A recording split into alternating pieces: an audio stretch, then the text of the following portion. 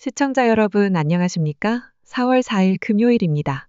이번 주에도 국제 정세부터 국내 사건까지 굵직한 이슈들이 연일 쏟아졌는데요.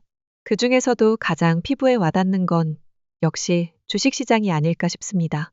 저도 제 은퇴자금 포트폴리오를 확인할 때마다 마음이 무거워지는데요. 오늘은 먼저 요동치는 미국 주식시장 소식부터 전해드리겠습니다. 미국의 고율 관세 조치에 중국이 전면 보복에 나서면서 전 세계 금융시장이 크게 흔들리고 있습니다. 중국 상무부는 미국산 전 제품에 대해 오는 4월 10일부터 34%의 관세를 부과하겠다고 발표했고, 이에 글로벌 증시는 즉각적으로 반응했습니다. 다우지수와 S&P 500은 급락세를 보였으며, 특히 S&P 500은 지난 2월 고점 대비 약 15% 하락한 상태입니다. 고용 지표는 여전히 견조하지만 시장은 향후 경기 침체 가능성에 무게를 두고 있습니다. 트럼프 대통령의 관세 철회 여부와 주요국의 대응 수위가 향후 글로벌 경기 흐름을 가를 결정적 변수로 떠오르고 있습니다. 미국 노동시장이 3월에 22만 8천 명의 고용 증가를 기록하며 시장 예상을 뛰어넘었습니다. 고용 확대는 주로 보건, 사회복지, 건설 부문에서 이뤄졌습니다. 하지만 실업률은 4.1%에서 4.2%로 소폭 상승에 엇갈린 흐름을 보였습니다.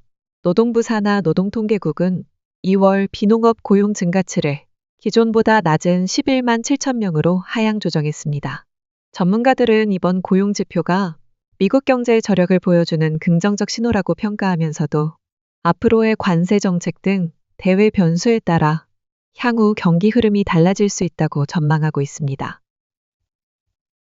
프랑스 마크롱 대통령이 미국의 전방위 관세 조치에 정면으로 반발하며 자국 기업들에게 미국 투자를 잠정 보류할 것을 촉구했습니다. 마크롱 대통령은 현지 시간 3일 프랑스 산업계 관계자들과의 회의에서 미국과의 상황이 명확해질 때까지 모든 신규 투자나 최근 발표된 투자는 중단돼야 한다고 밝혔습니다. 앞서 프랑스 해운사 CMA CGM은 미국 내 항만과 물류시설에 200억 달러 규모의 투자를 발표했으며 트럼프 대통령이 직접 환영 메시지를 보낸 바 있습니다. 또 다른 프랑스 기업인 슈나이더 일렉트릭도 미국의 AI 전력 인프라 확충을 위해 7억 달러 투자 계획을 밝혔습니다. 두 기업은 아직 마크롱 대통령의 제안에 대한 공식 입장을 내놓지 않았습니다. 스페이스X의 프렘2 임무를 수행한 이들은 약 나흘간의 극지궤도 비행을 마치고 현지 시간 4월 4일 금요일 낮 12시 19분 캘리포니아 앞바다에 착수할 예정입니다.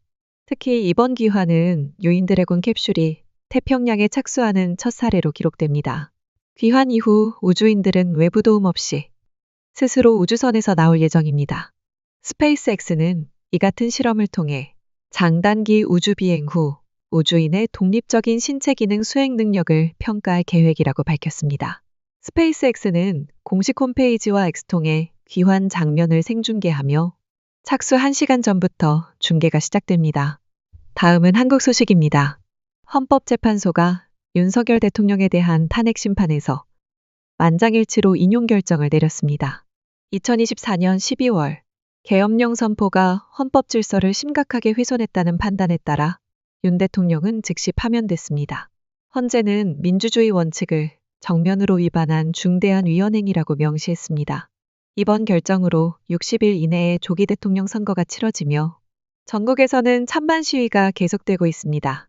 이제 관심은 다가오는 대통령 선거와 대한민국의 미래의 지도력 방향으로 옮겨가고 있습니다. 통일부가 제58차 UN 인권이사회에서 북한 인권 결의가 표결 없이 컨센서스로 채택된 데 대해 환영의 뜻을 밝혔습니다.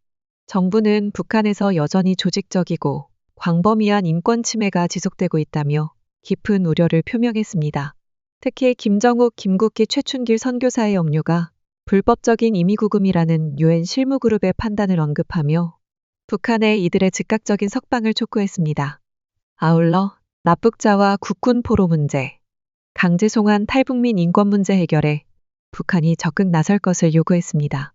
통일부는 앞으로도 국제사회와 협력해 북한 인권 개선을 위한 노력을 이어가겠다고 강조했습니다. 이번 주 마지막 소식입니다.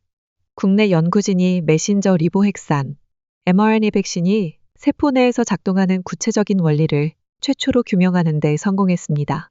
김빛내리 기초과학연구원 연구팀은 특정 단백질이 mRNA 전달과 분해를 어떻게 조절하는지 밝혀내고 이 결과를 국제학술지 사이언스에 발표했습니다.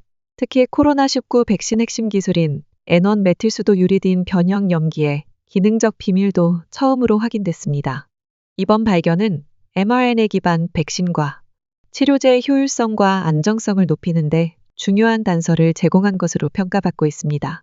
연구팀은 이 기술이 향후 면역 치료, 유전자 치료 등 다양한 분야로 확장될 수 있을 것으로 기대하고 있습니다. 오늘 준비한 소식은 여기까지입니다. 더욱 자세한 내용은 dailysk.com에서 확인하실 수 있습니다. 시청해주신 여러분, 감사합니다. 저희는 다음 주에 새로운 소식으로 다시 찾아오겠습니다.